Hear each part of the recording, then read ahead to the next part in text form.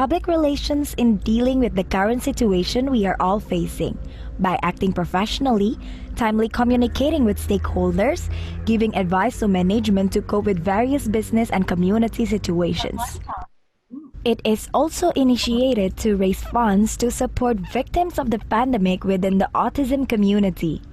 This is to support APRN's commitment to Global Alliance Diversity and Inclusion Month this June 2020. Last June 16, 2020, ASEAN PR Network held its first live webinar with the theme The Profound Impact of COVID-19 to Public Relations and Activism, with guest special speakers Mr. Hemant Gaul, the Dean School of Communications and Reputation India, Mr. Ling Wei Ming, the Head of Content Development Voodoo Communications Singapore, and Ms. Ruby Wan, the President of Hong Kong Public Relations Professionals Association.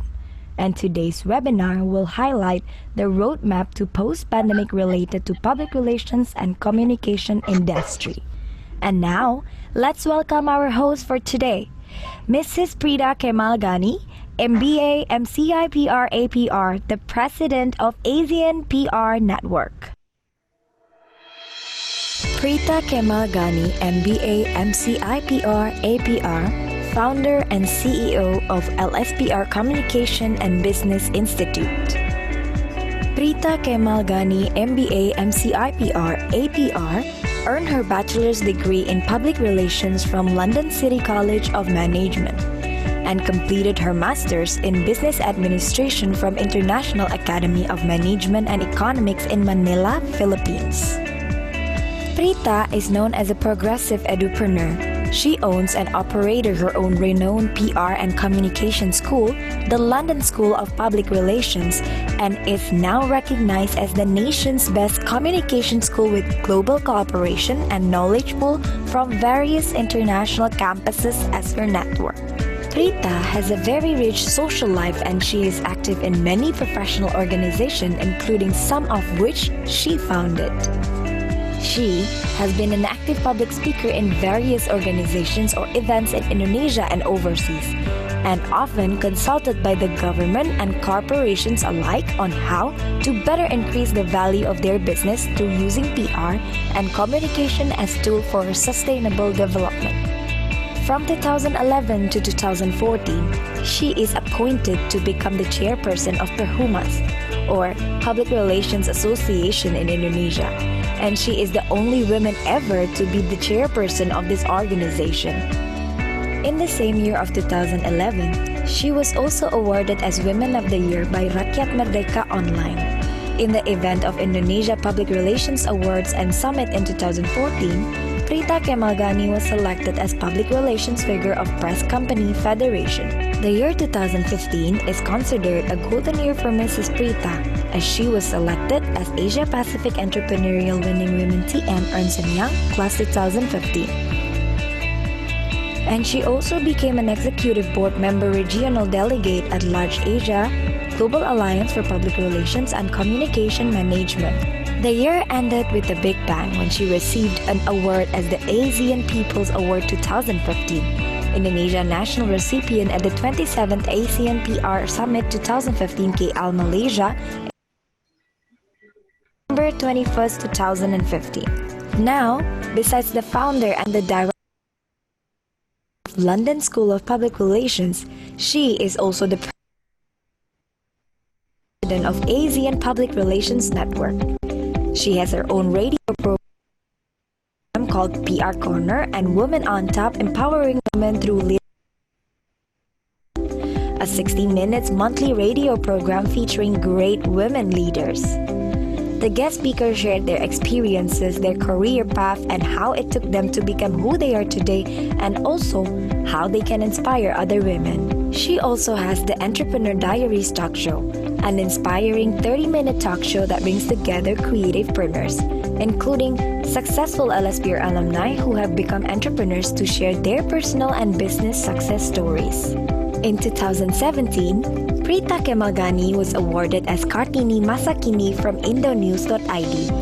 Prita Kemal Gani is also a Master of Entrepreneur, On 22nd March 2018, she was awarded as Best Achiever in Women Entrepreneur from Obsession Awards 2018. In the same year, she was also awarded as Bintang Pengusaha in Perempuan Bintang Award from Tabloid Bintang. And in 2019, she was selected as Kartini in Education from Eljon Foundation Indonesia and Indonesia Businesswoman of the Year 2019 from SWA Magazine.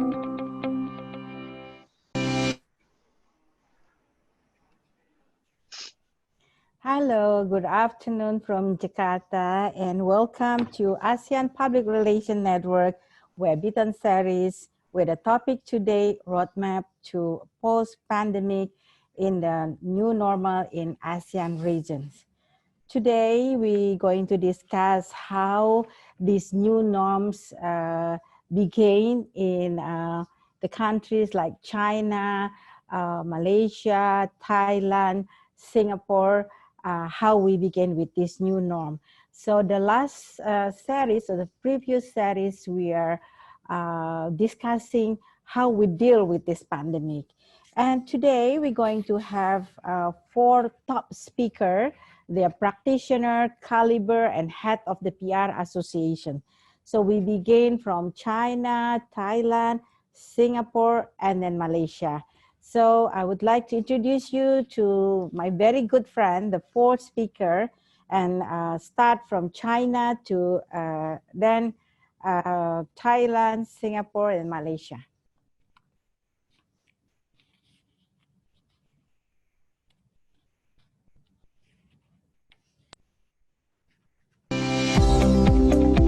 Pamela Yin Xiaodong, founder of 17 PR, a chairman of Golden Flag Award, and a headmaster of China PR School. Mrs. Yin Xiaodong graduated from Xi'an University of Science and Technology, worked in PR and media field for over 16 years.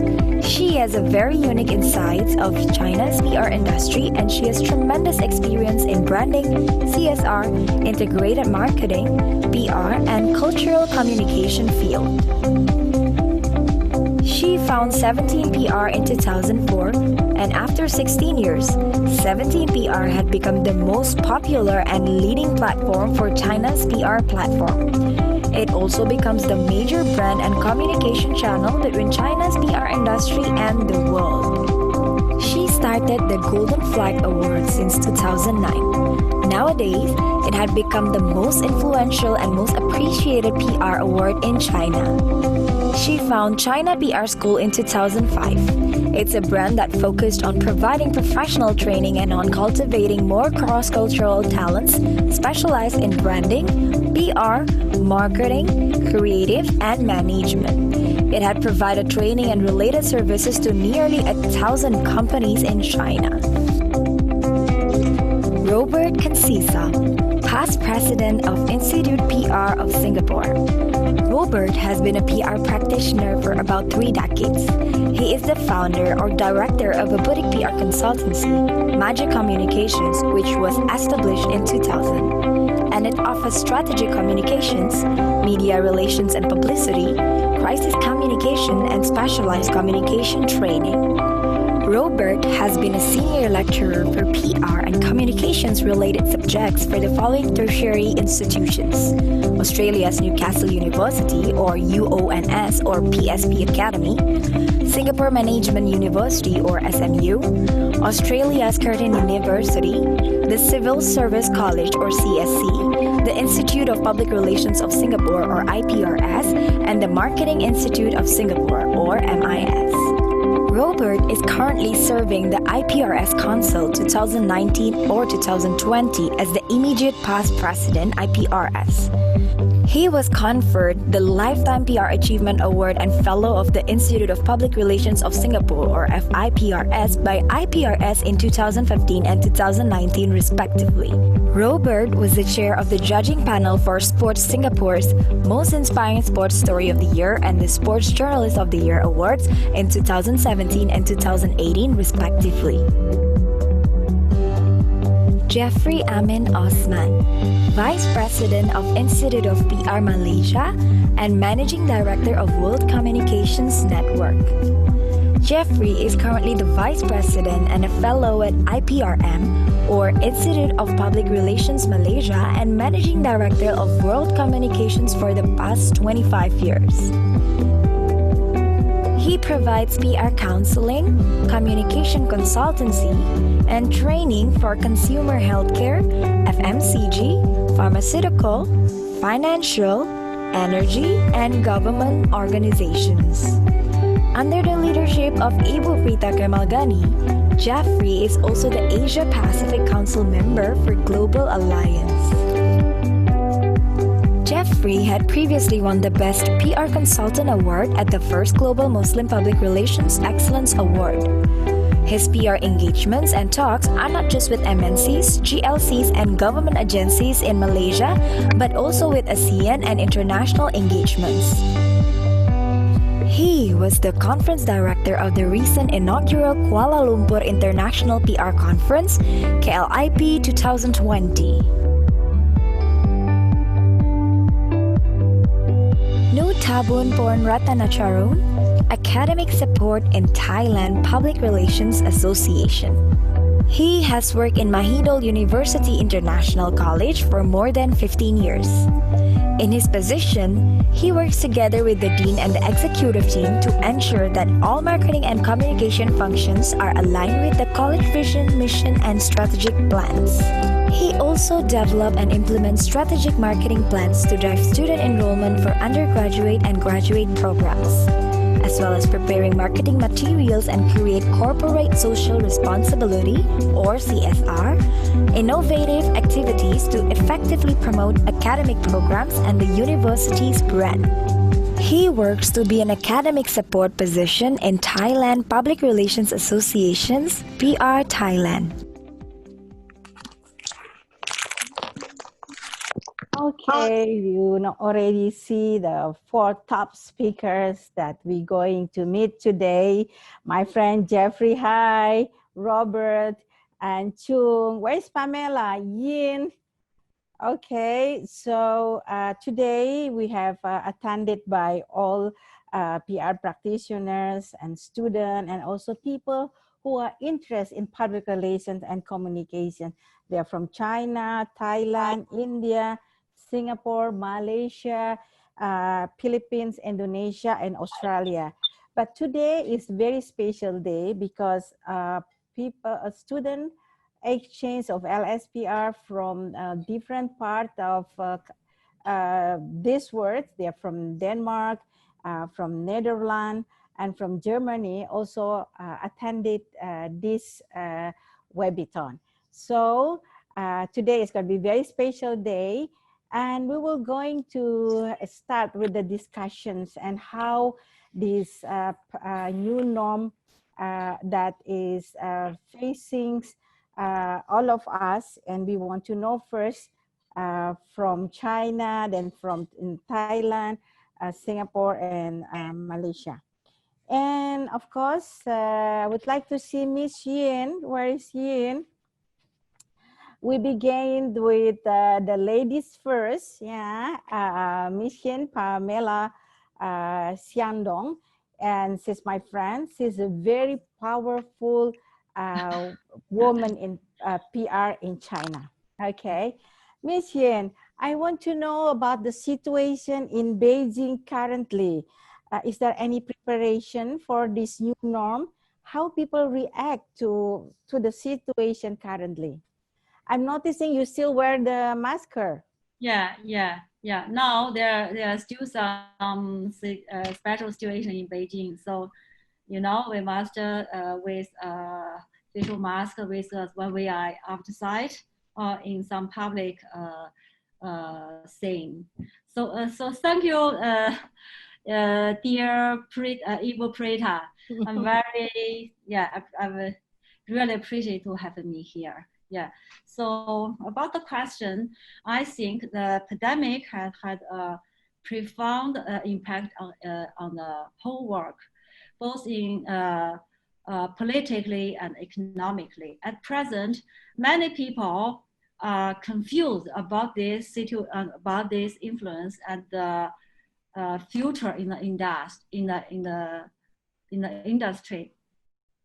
About China, at present, as far as the China society is concerned, it has entered a relatively stable recovery phase, you know. Although there are occasionally outbreaks, but almost all enterprises are back to work normally. And the government has also promulgated, announced a series of measures to stimulate the economic. Yes, Yin? And the government, the government also issues a series of measures to stimulate the economic, to recover and develop, which is doubly good for the industries. We must believe that the present is only a brief dark before the dawn, and the dawn of the hope is approaching. And in addition, for 17 PR, we are in collaboration with a well-known university in China, and we will release a survey on brand influence and corporate communication strategy in the post-pandemic era. Wow, so you will have this collaboration in doing research in finding the brand's strategy during this pandemic.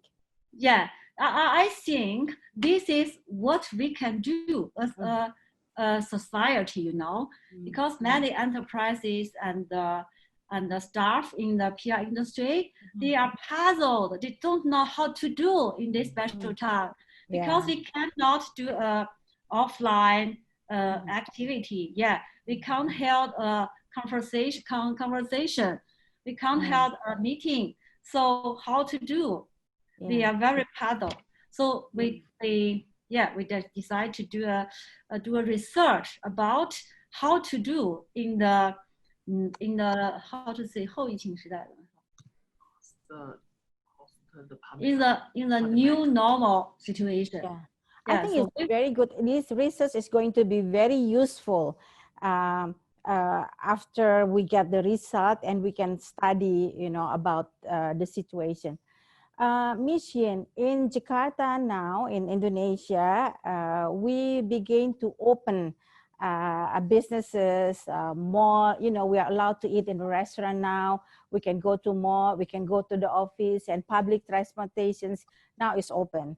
And thanks to God, you know, the hospital and everything, is not many people coming with the new cases. And I want to know the situation also in Beijing currently, whether the schools start opening or offices, and what about the PR firms, how you work during this new norm? In Beijing, now most of the company of factory, I go to work, have go to work, and some of the school is especially the primary, you know, primary 是小学了 primary, especially primary, they are not they're not go to school now, you know. They have not go to school. But for the high school, they have been go to school, and they will there will be an important date for them. The 高考怎么说？ you know, the graded exam. In the July 7 to July 8, there will be an important test, you know, in China. So, but still do it from home, right? Study from home. So for the high school, they have recovery their classes, and they will accept the test. Same thing here in Indonesia. Although mall, offices, everything's, the business is open, but the school still, as you know, as it is now, we're still studying from home. So there are 1.5 billion students all over the world now are studying from home, and we have 4 million lecturers are also teaching from home. So there are 126 countries apply these regulations. Ms. Yin, my last question to you, as you are owning the PR firm and you yourself as a PR practitioner, how you work, how you connect to your clients, during this new norm. Are you advising them still with a digital platform, or you begin to meet them? How you prepare program for them? Is that too many the question? Yeah, I'll try to answer a question. Yeah. Okay. I will try to answer the question. Yeah, so the pandemic has a very heavy impact on the offline business, but there are also some chance for the online business, Yeah, so in PR industry of China, most of the company have changed to the online business. For example, the online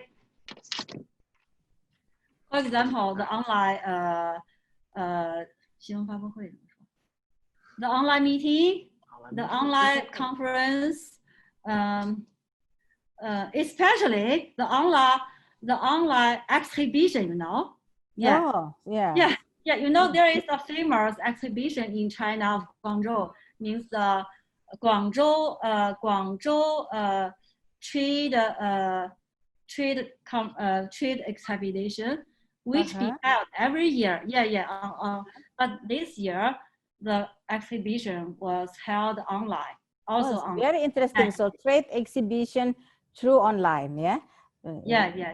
So the online business will be a normal style of business, I think. Yeah. Okay. It's very interesting, Ms. Yin, because China is ahead from us in terms of recovering from this pandemic. And this is now the economic crisis in the whole world, and many companies here in Indonesia, they begin to restructure and also downsizing the organizations. What about the situation in China and also into your organization? Ibu Prita, I beg pardon, please. Excuse me. Can you repeat the question? Okay, Ms. Yin, in Indonesia, and of course currently in the whole world now, we are facing economic crisis, and many companies need to restructure their organization, and in fact they have to downsizing the number of employees in a company. So what happened in China and also into your organization? What is your strategy in dealing with this situation? Oh, yeah. So thank you. It's a very good question. Yeah.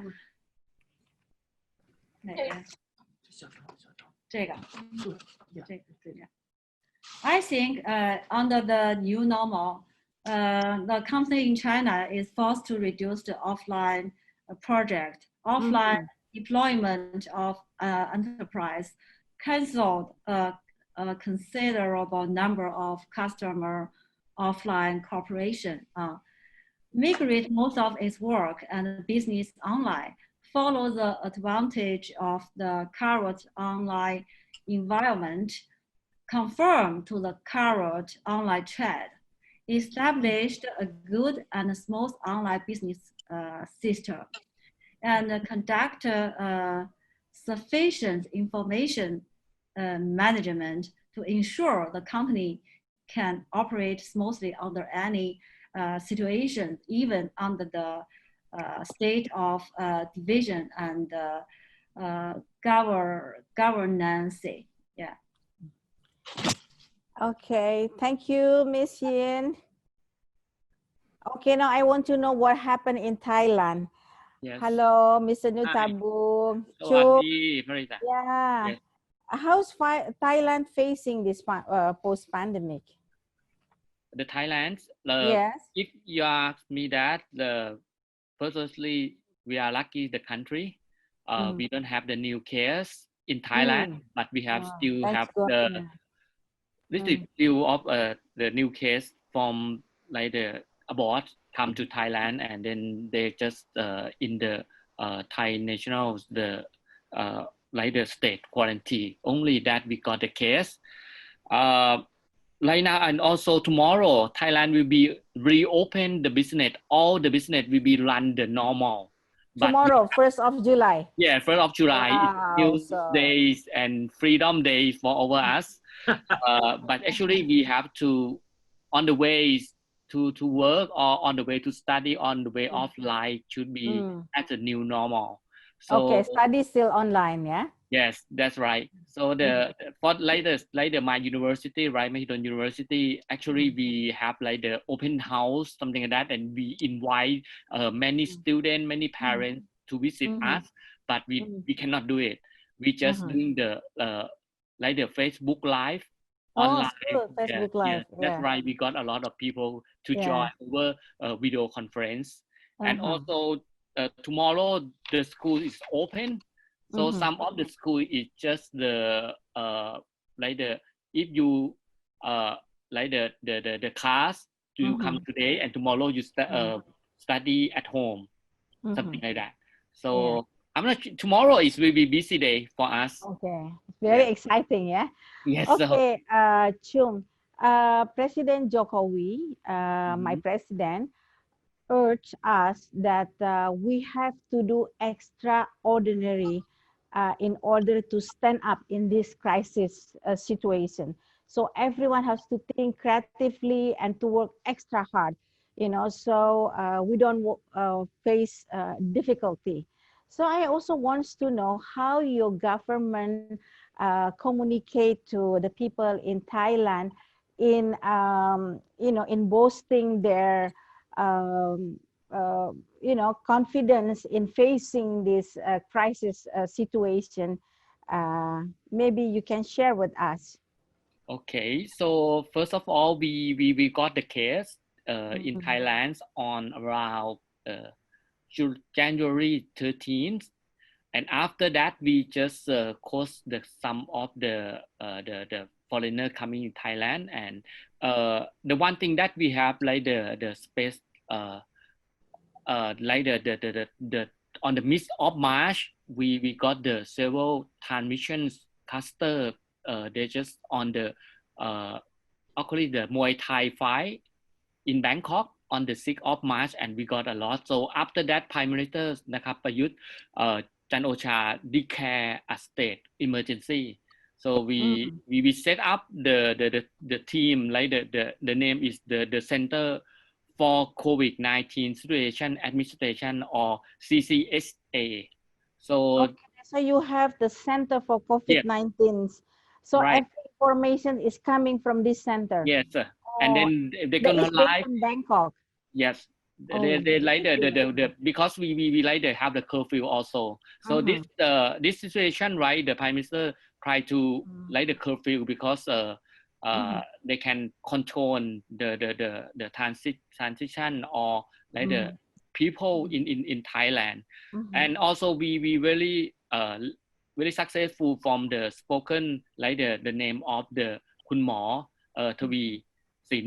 So you can see the on the TV every day in the around 11 o'clock they will live and report the situation every time, and also they try to tell people in Thailand to stay home and then stay safe and then protect yourself and really like repeat again, so that the people in Thailand so really clear about the situation. What about the business in general? You know, because of this pandemic, because people stay at home, shopping mall closed, and of course, maybe the factory also closed, and of course, the tourism also suffer, right? Yes. So I saw from the news, Italia is opening again, and they have a big ceremony on the unlock down. So what about in Thailand? Do you have any strategy or technique in, you know, in making the tourists coming to Thailand? Okay, the first of all, the business, some business is very disruptive from this situation, right? Like the airline, hotel, tourism, or like the travel agency, something like that, and some restaurant. So, but like now, I think they have time to adapt and also like the to do something for the news in the new way of the after post situation, right? If you can see that the food delivery, right, is very popular and got a lot thing on the COVID situation, and also online shopping. It's like me also. I just stay home and then I can spend money a lot more than I going to shopping mall, right? Oh, yeah. Because just a click away, yeah. Yes. Then the things coming to your house. Yes.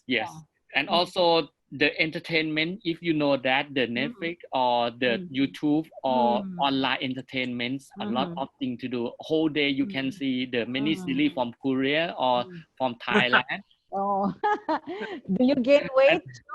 Yes, and all the like the education system, right, or education in Thailand, they try to use the online, like the Majic. They learn online on, you know, from the high school, the school, and also the my university. The lecturers never have done like the online before, but now they're very professional now. Yeah, they're forced to do this. Yeah. What about the internet system and in Thailand? Everything's okay, right? I mean, in Jakarta, we entering 5G currently. We will have 5G soon. Okay, it's good. Yes. Yeah. Yes, I heard that some of the bandwidth have the 5G already. So that's one thing for Thai. So I think right now anything will be okay and reopen, and I think the Thai business will be run on the new norm. So that like you go to shopping, right? You have to like we have the application. It say Thai Chana or Thai Victory.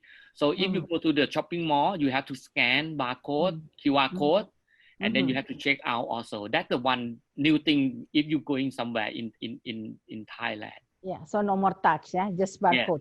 Yeah. Yes. So happy to hear from you, Chung. So now I want to hear from my friend Robert.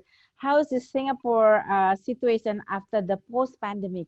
But Robert, before I want to ask you something, I heard that in Singapore, there are many, those affected with COVID are young people.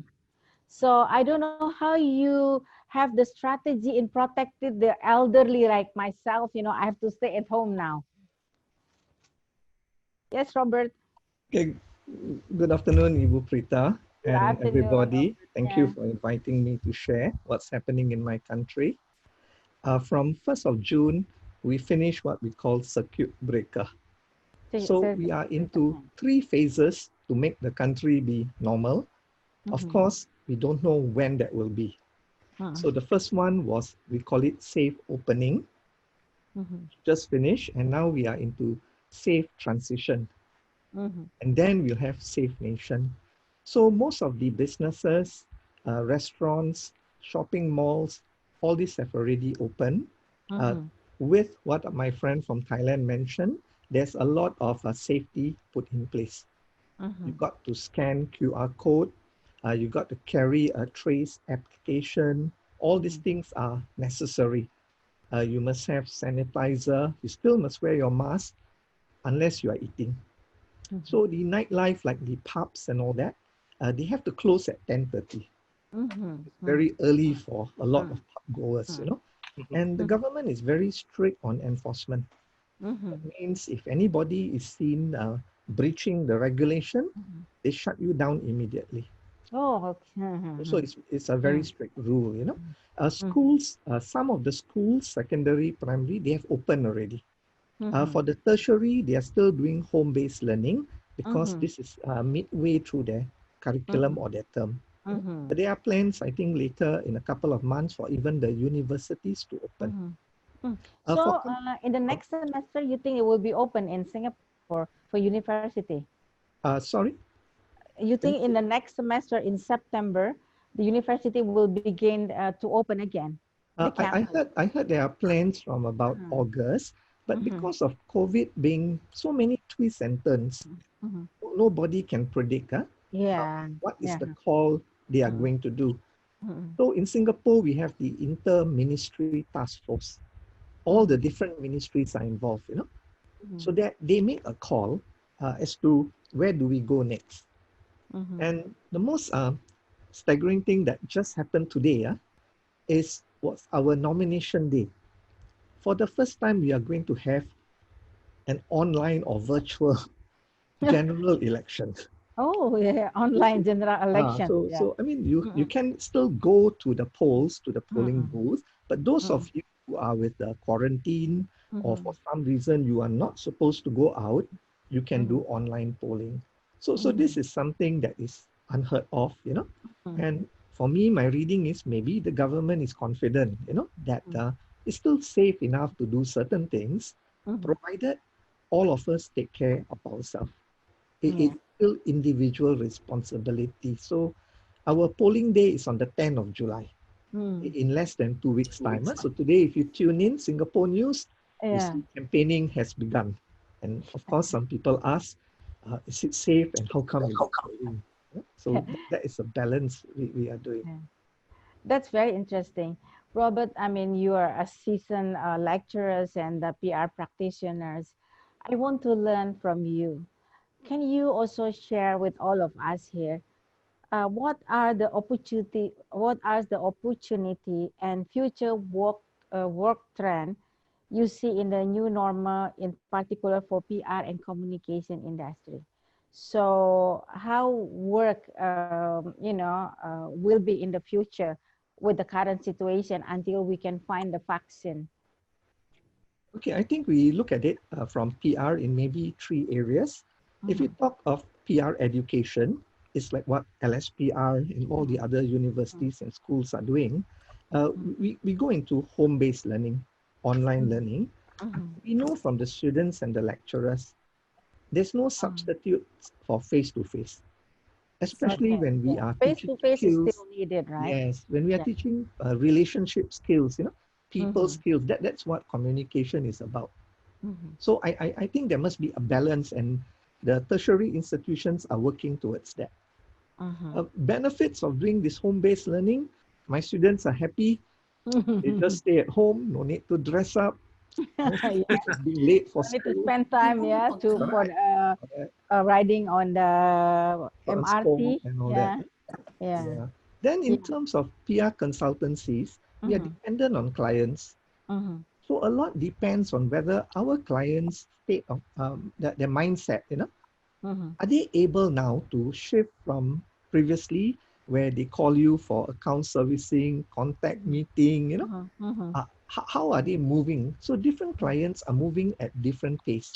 Some people are thinking, no, let's wait. Maybe it's only a few months' time before everything is the old norm. So we are not too sure. In terms of corporate comms, in-house PR, that's different because I think most organizations, including the government, they work in different teams coming to work.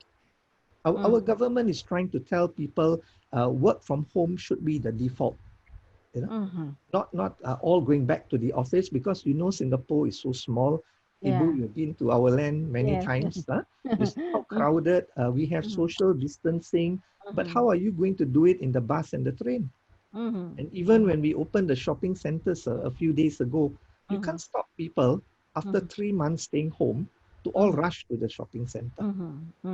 So these are the challenges. I think the biggest is the mindset, and second, the uncertainty, you know, when will it be safe again? So a lot of people are playing wait and see. And Robert, how, people communicate to media in this new norm? as I had a friend, you know, many of them actually they are residents of Singapore. They have houses in Singapore, but they live in Jakarta. And from time to time, they have it in their WhatsApp group about the message from your prime minister. So I think the way WhatsApp group is circulate, you know, to many people about how to, we have to wear masks, blah, blah, blah, something like that. So is people now more into social media or more into WhatsApp group compared just to talk to the media and having the press conference? What do you think, Robert? Okay, I think like we learn in comms, we have to use multi-channels because there are different people in Singapore, you know. They're very old, elderly. For them, maybe they are still not savvy about digital. Yeah, some of them are, you know. So the government realized for that generation, you still have to have leaflets, face-to-face. It's just like the elections going on. Oh, it's a They are walking on the ground. Yeah, they are walking on the ground also. Because that's one important generation who built Singapore. You can't now just tell them, sorry, you must go digital. Then number two, you must think about income backgrounds of people.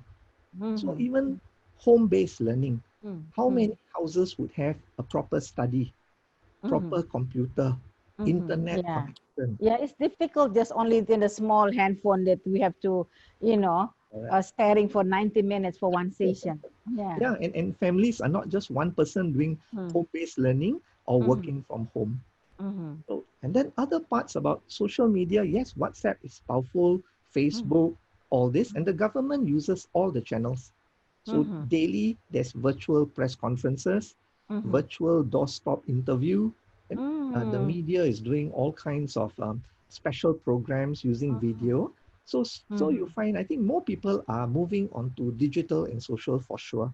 But we must not forget that there are some who still have to struggle for different reasons, not just on age, maybe financial background, the family structure. So the government and all of us, I think we understand. Now the audience is very, very more diverse, I think, because the means to reach them has to be multiple, more multiple than before. Yeah. Thank you, Robert. So it has to be convergent, right? Yeah. Yes. So now I want to ask your neighbors, my good friend, Jaffri Osman. Hi, Jaffri. You look Hello, so everyone. happy. Yeah, as usual. Yeah. And how's Malaysia facing this post-pandemic? How people react with the situation? Thank you, Ibu, and thank you, everyone, for inviting myself and Malaysia in this platform. Now, I think we are lucky, like many of our neighbors and many parts of the world as well. I think we've sort of managed it quite well in Malaysia. More importantly, I think our Director General of Health, Dr. Yin Xiaodong, of course, besides his daily briefing to us at about 5 o'clock every day for almost 3 months, Every day. every 5 o'clock day for 3 months. at Wow. about 5 o'clock, 4:30, 5 o'clock, he will come on and give the latest statistics. He will also give the heads up for issues that have been created. He will also give us advisory, and most of his advisory would follow the World Health Organization, WHO standards or protocols. And I think this is very important to have a believable a spokesperson who is a professional doctor and who speaks his mind professionally and is believable. To get a believable spokesperson in this interesting VUCA world is sometimes very interesting, but I suppose we were lucky. You know, we were lucky. Yeah. So I think we've managed it quite well. I heard some questions about education. Of course, some students have gone back to school. These it's are already started in Malaysia. Not all, more the O-level students. They are called Form 5 students in Malaysia. They have started school recently. And I suspect in the month of July and August, we get more students going back. The preparation is quite strenuous at the school in terms of getting the students in, how do they come in, the health checkup, the sanitization, how do they go out to the canteen. So the procedures and protocols are pretty strict, but I suppose that's the new normal. Yeah, I think the key of this thing is need to be disciplined, right? Yeah, for our own safety. Yes. And Jeff, can you also share with me how is the this thing affected to the people in Malaysia, and especially yourself? You own a PR firm like Robert, and how you serve your client, how you communicate to your client, and is the program all moved to become digital? Maybe you can share with us here. Thank you. I suppose we have all been prepared to go digital. This has gone on for almost 10 years, maybe. And even at the agency, we have sort of prepared ourselves. Some things have gone digital, but I do agree with Robert. There are many stakeholders and customers that we need to tailor to. So there are many different tactics and strategies presented. In the month of March, mid-March, when we started our MCO, up to now, we have engaged with the customers through online. We have to come out with innovative and creative ideas to pass on messages from the customers to their stakeholders, to relay messages in storytelling format. You got to really be creative, because it's all about visuals and videos. It's all about doing pop-up posters online. It's about telling a good story in a very crowded online world within the last 2-3 months. Very crowded, yeah, extremely.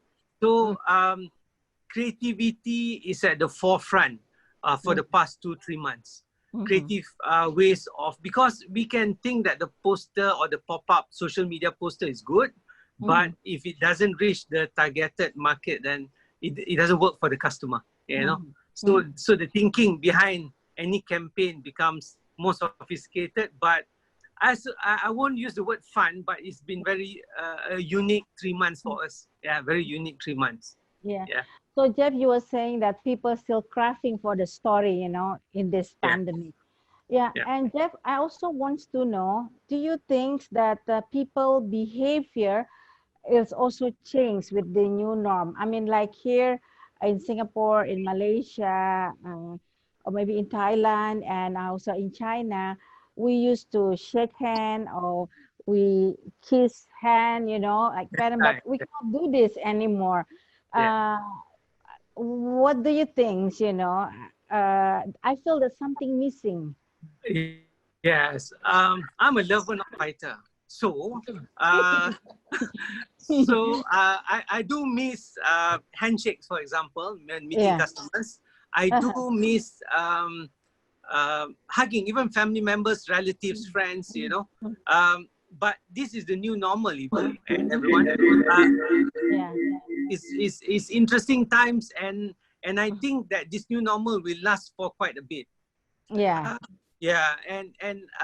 I do hope we can bond better, but the reality is we have to face the fact that this may go on for months, if not a year or two. Like Robert and Richard and Chung was saying, we won't know when this lasts. We don't know whether it's going to last for the next 1 month or 1 year, you know. But we have to be prepared at the agency. Yeah, I think this we will used to with this. I mean, like now we have learned something new, that air trade, you know, trade exhibition can be doing online. Everything's now through barcode, and then now election polling through online, right? And also in Indonesia now we don't go to hospital. We do consultation with the doctor via online. So let's say I have a new pimple here, then I have to just close to and then the doctor will tell me what to do, you know. And and it's a bit difficult, right? And for people, I mean, like some of us, which is our migrants technology, and how we you know we deal with this, you know. I mean, technology is not expensive. Technology has become friendly right now, but how we deal with this thing? it's very interesting, Ibu. Coming back to the agency and relationship. At the agency, we have this philosophy, a triangle philosophy at the agency. At the peak of the triangle is, of course, number one, which is the customer. We will always be our customer. And who they are, we need to understand the customer so that we can serve them well. The second part of the triangle is RB, RB, which actually at the agency previously for the past 25 years, it means repeat business. When we get a client, whether it's an MNC, GLC or government agency, we normally try to develop a relationship and try to get future jobs with that organization. However, this year we've renamed RB as relationship bubble. Bubble. Yeah. Oh, because we feel today it's not just about health bubble, it's not just about the green bubble or the green tourism bubble which has been introduced in some ASEAN countries. About, you know, every one of us have come to fear or enjoy or have a new attitude towards relationship. I noticed there are some changes in terms of relationship with the client. And I noticed there's some change of relationship in things, in what they see as strategy. And with most customers now, they're looking at, I think as mentioned by Robert as well, short-term strategy. Because we can't really look further than 3 months or 6 months for us to really formulate and understand things better. So I think this relationship bubble is extremely interesting because with some countries, they've started sports bubble and some with tourism bubble, some with green bubble. And I think all of us are in our own invisible bubble in terms of how we're reaching out to another party, whether it's to the customer or to, the thinking has put us in the bubble. That's what I think at the moment. But I suppose I'm looking forward to the research done in China to see what kind of strategy that they will introduce. It'll be quite interesting to discover. Yeah. Okay, thank you, Jeff. And then now I'm returning to Ms. Candy Hernandez. So she will lead the question and answer from the participant to the speaker. Ms. Candy. Thank you so much, Ibu Prita. Thank you so much to all our speakers. So I believe most of our participants, they have already prepared some questions. So now this is open for question and answer. So maybe you can raise your hands and then I can call your name if you have questions. I've been chatting with one of the students. His name is David. David, are you there? Can you ask the question? Yes. Hello. Can you see me? Yes, thank you so much, David. Okay. That's my wonderful student friends. Yes. So yes, Mr. Robert, I have a question for you, if you don't mind. So, do you think universities should continue investing in online studies instead of buildings and facilities, which could result in huge operating expenses? Thank you. David? Yes. Yes. Okay. Thank you for the question. I think there's a place for both online and offline learning. So the investment in infrastructure and all that, there are other purposes for it also. Because when you go and study, you're not just studying your subject matter, but you're also building relationships, learning about people, and so forth. So I don't think we can reach a stage where everything will just move online. You don't have the on-site kind of thing. Currently, there are certain courses I know, because of the course requirement, they can't do it online. For example, like in engineering or technical fields, the universities are based on examination assignments which are in the laboratory. I don't think we have reached a stage where we can recreate these things purely online with transparency, integrity for the projects to work out. So there must be a combination, but COVID taught us that we have to put more resources to online learning because we never know after COVID what might come. Those of you who were born maybe 2-3 decades ago, you will know we have a succession of pandemics in the world. We had SARS, MERS, H1N1, all kinds. So this is a very good lesson because this is about the most severe pandemic we have seen. So, it woke up a lot of people, although things like digital are all not new. They've been around, 30 years ago, the technology? But moving to it requires, I think, a mindset change, And for yourself, like, are you an undergrad or are you working, David? I'm still undergraduate, yes, still learning. Do you prefer online learning or coming to a classroom, may I ask? Actually, since my elementary up until high school, I was actually homeschooled. So I'm actually used to online learning. So the experience of being in a classroom was relatively new to me when I first came to LSPR. Okay. So of course, I could say the advantages is that you could learn how to socialize more. You could increase your social skills, building relationships. Mhm. However, the disadvantages is that although my home is very close to the campus, but to me, it's more like I think it's much better if we could learn at home, but then like we could come to the campus maybe to chat with our lecturers, chat with our friends, something like that. I agree with you. So all the best to you, Try to find that balance, that future, that new world is yours, Yes, thank you, Mr. Robert. Thank you, David. Thank you so much, Mr. Robert. I hope Mr. Robert answered your question well. Another question is coming from, this one is coming from the Philippines. His name is Mr. Mark Polo. He's an associate professor at De La Salle University. Sir, can you pop in your video and ask your question directly to our speaker? Yes, thank you, Candy. Good afternoon, our colleagues from the region. My question is actually two parts. It concerns student internship. So, will you allow in your country, for example, local or international students from the ASEAN region to do internships in your companies or organizations on a work from home arrangement? If so, what are the particular programs that you're implementing now? The other is on collaboration.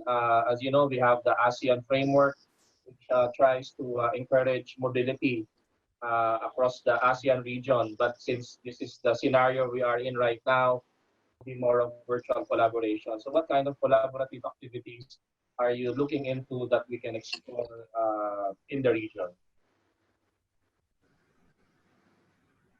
Maybe can anyone from the speaker can answer the question? Maybe Mr. Jaffri or Mr. Robert?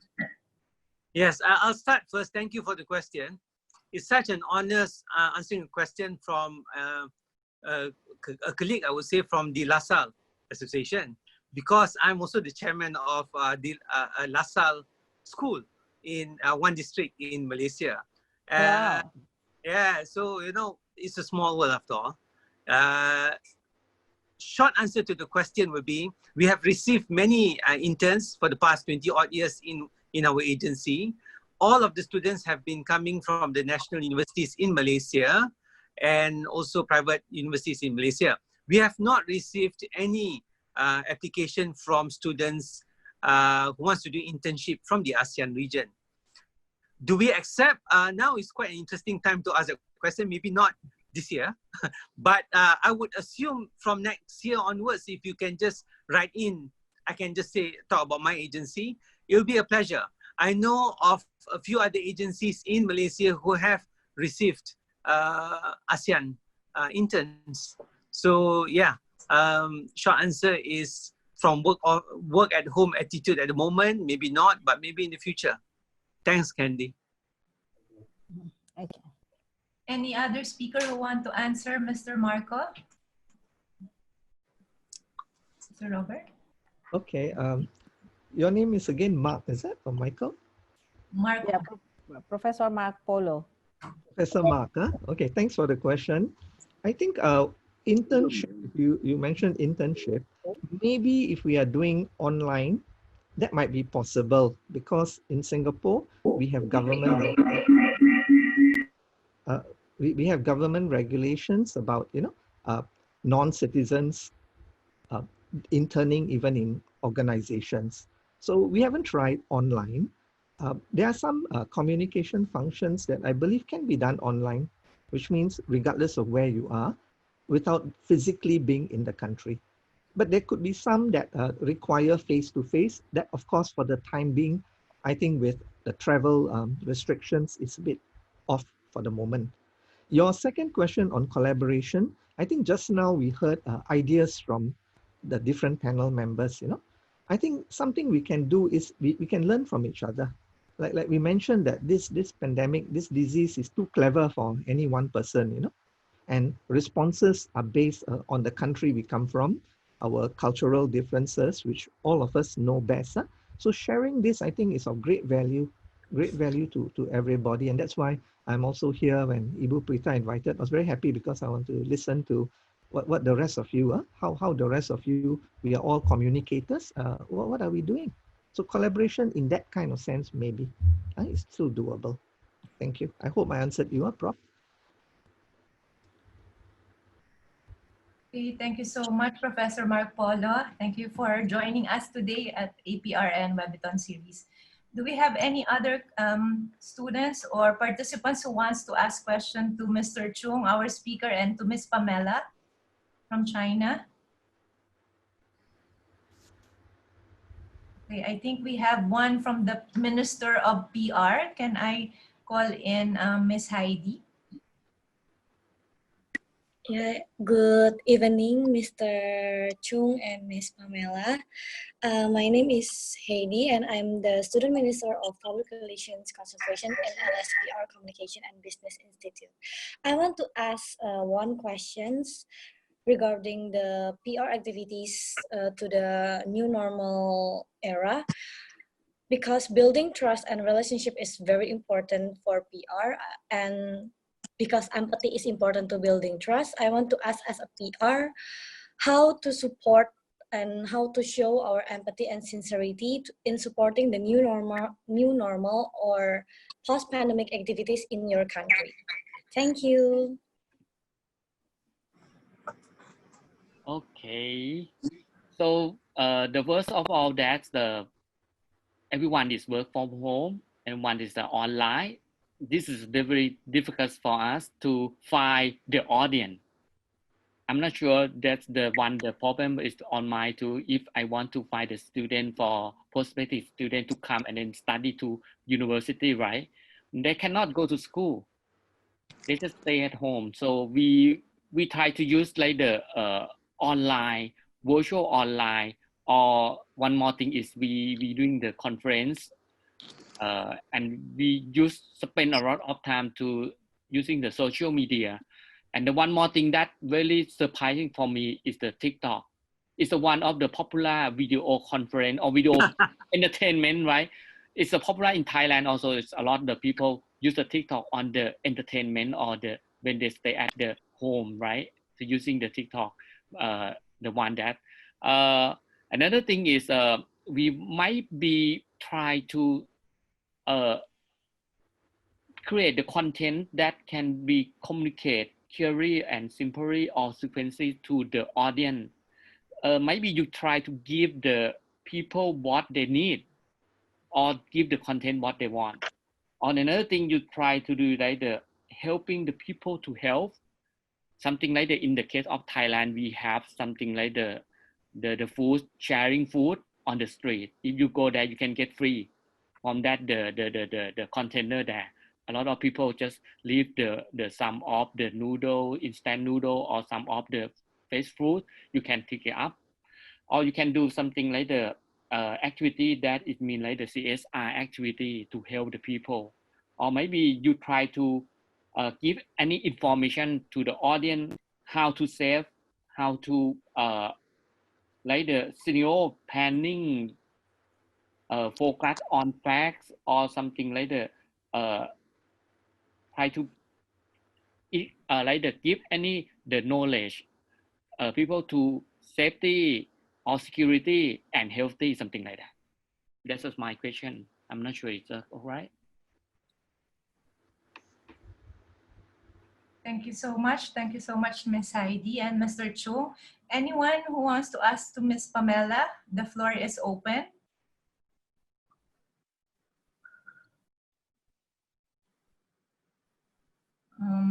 I guess if we don't have any more questions, I think this is the end of our program. Hi, Candy. Okay. Maybe I can, yeah, maybe I can try to answer the same question. Yeah, I think, in the normal, in the new normal situation, there is a very important essential for the enterprise, and that is they should lead a upright spirit for the society, you know, because in the crisis, enterprise is a great power for the society to push the society to go upright. So in our Golden Flag Award of 2020, we announced our opinion of upright influence. We hope all the enterprise can offer their power to the society and influence all the audience or people do right thing to our life, do right thing to our environment, do right thing for communication. Yeah, so I think it's a very, very important change for the society. Business is not the only purpose for company or other economic 组织怎么说？ Business is not the only purpose for all the company or enterprise. I think the most important is the duty and the upright spirit. Yeah, for everyone and every company. Yeah, this is what I think after the pandemic and my opinion. Yeah, thank you. Thank you so much, Ms. Pamela. I got another request from our head of corporate reputation department. Ms. Emilia wants to ask one last question to anyone, to one of the speaker. Please go ahead. Okay.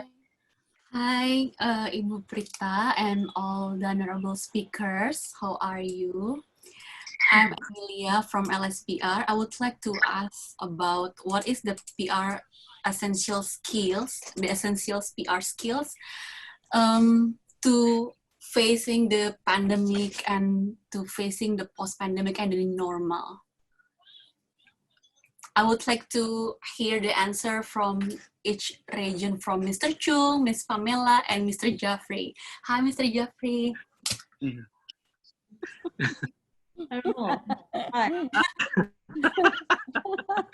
I suppose I've been nominated first to answer the question. And one short answer, I suppose everyone has got to be agile. Agility is critical for students in public relations, students in mass comm, those working in the private sector, whether you're working for the corporation or agency, lecturers and professors too. You got to understand, and I've got to educate myself too, that we have to be agile. Agile here doesn't mean that we can just do good key messages and we can tell a good story and we write good speeches and press release. Agile will mean that we understand all the technology that faces us today in the digital world. Agile will also mean what makes a good pop-up poster to relay the message. Agile means what's an effective video. Agile means many things. So agility, short answer. Thank you. I'm so sorry, Ms. Emil. You can only have the answer from Mr. Jaffri for now. Maybe later. Oh, No. Mr. Robert would like to answer, perhaps. Robert, I know your time, ma'am. Answer. Okay. I would like to hear from Mr. Robert, Mr. Chung, Ms. Pamela on. Okay, I follow on from where Jaffri mentioned agility. And I think a core thing of practitioners is this word, the E word, empathy. Empathy means we listen, we hear people. Are we on the ground?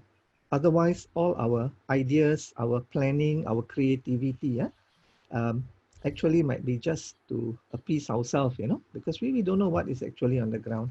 And with this current fluid situation, all the more that skill has to be there for all of us.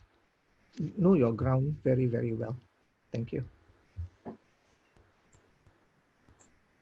Okay. Yes, I can give you the very short. It means turning crisis into opportunity.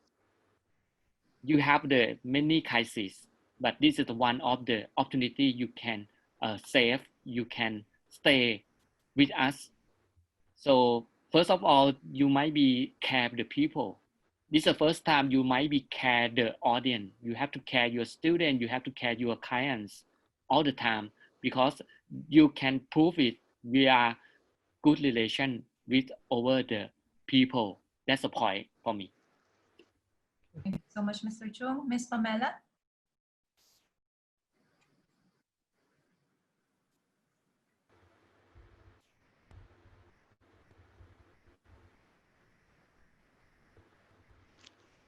Pamela, we cannot hear you.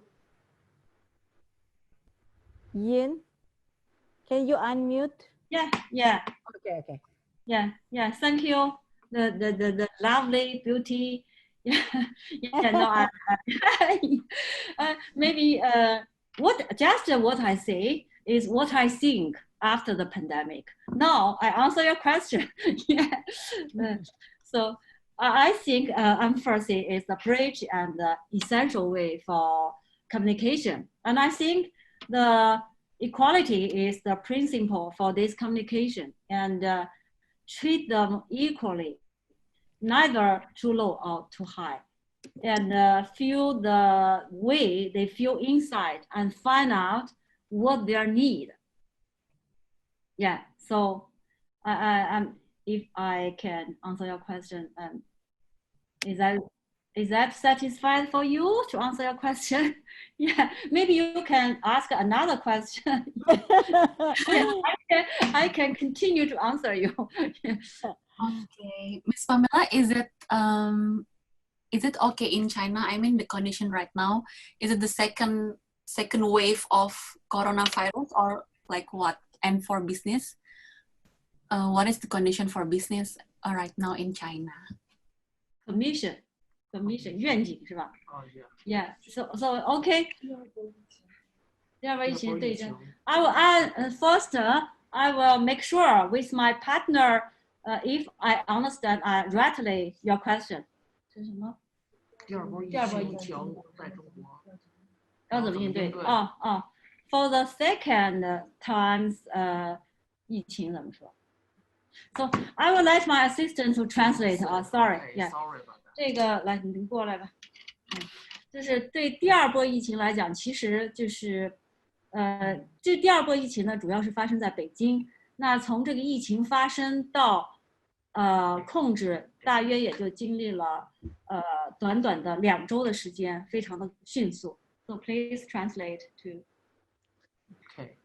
It just I think from the first time, the epidemic, the first time to the second time, and it just have the only 3 or 2 months. weeks. No, 3 or 2 weeks. It's very quickly, but we also have the way to face it, to help us to out of this problem and out of this trouble, I think. Yeah, let me to 补充怎么说 and something. You know, for the second 第二波疫情怎么说 The second epidemic. Epidemic. For the second epidemic, you know, when it occurs, we have a lot of experience to deal with it, you know. So we just use 2 weeks, you know, 2 weeks to control, to make it under the control. You know, just the last, you know, the last weekend, about 760万北京人。A lot of Beijing people make a 核酸检测 make a test. Yeah, you know, yeah. So if there's all the所有的病例都被发现，并及时的给予了这个什么。And they found that everyone, and found that every was everybody. Please allow me. Yeah. Please allow me. I am Richard Wong. I'm assistant of Pamela. Because I'm not beside her, so I'm unable to appear in the screen. But I'm joining this conference remotely. Allow me to introduce the situation right now. Actually, yeah, there is the second wave of this pandemic, and the situation is not a very optimistic, to be honestly. But actually, all the people in Beijing have to accept the RNA test so thoroughly. Some people, just like me, I ran the test twice to make sure I'm not infected. So what I'm trying to say is our government is really tried to control it. So I think this backfire of this virus is totally controllable. I think it's going to be over very soon, and the recovery of our economic and the normal working schedule will not be greatly affected. It will be affected a little bit. Yeah, just like me, I'm under quarantine right now, but like you can see me, I'm not with my facial mask because I'm at home already for 14 days. But everything is normal. Nobody go panic. Everybody follow government's instructions. Everybody very cooperative. No protesting. No nothing. Everything is really good. So I think we already learn very quickly and be swiftly to facing the epidemic, no matter our government or common folks just like me. So I think it will be soon. It will be over very soon. It will be over very soon. That's what I experience right now. Thanks. Yes, we hope. Yes, and the new occur patient has down to the single digit. Yeah. Okay, so that is good news. Yeah, good news. So today our discussions conclude that we all need to adapt with the new norm, and we have to be convergent, just like Robert was saying. It's not all by digital, but we also think of other people who are also need to be briefed convergently, yeah. And also we learn new things now, yeah. Everything's checked by barcode. They are TikTok at home, like what Chung was saying, and then pulling now through digital. I think it's the first time in the world, I think. And also the trade exhibition, like Yin was saying in Hangzhou. So it's a new thing for us, yeah.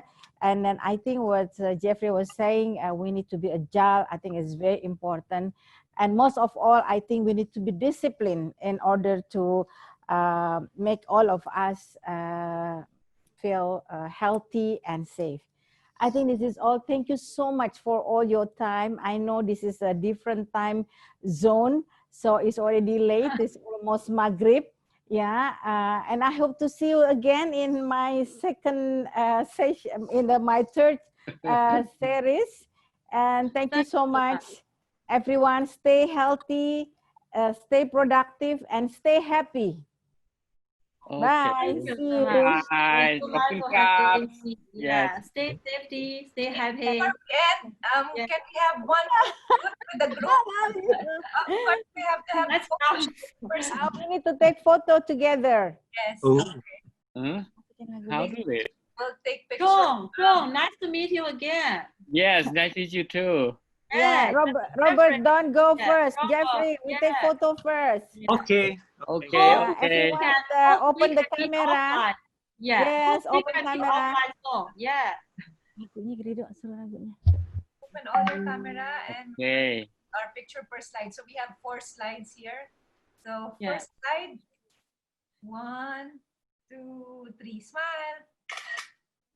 And then for our next slide, new set, 1, 2, 3, smile. Another slide. Throughout these years, we have resolved, working hard together for a true community. The beauty of diversity, bridging all the differences, a sense of unity. Let us move ahead, hand in hand as one. Let our virtues stand and face the challenges of time. Let us move ahead, integrate as one to an ASEAN community, prosperity, peace and harmony. The future, we have the strength. We shall find the peace with. Thank you so much, everyone, for all the participants. Just to promote from our academic management, I'm going to post in for all the participants, especially the students. We have our public relations in new normal era. We have the QR code. There's questionnaires. Please give your time 2 to 3 minutes to post and answer the questions from our academic team. So this is very important for LSPR. Just waiting for the QR code. Thank you so much for participating. You're ready. Thank you. Thank you. Ms. Pamela. Thank you so much, Ms. Yeah, thank you. Thank you, Hope Mr. to meet you all offline soon. Yeah. We miss you. Hi, everyone.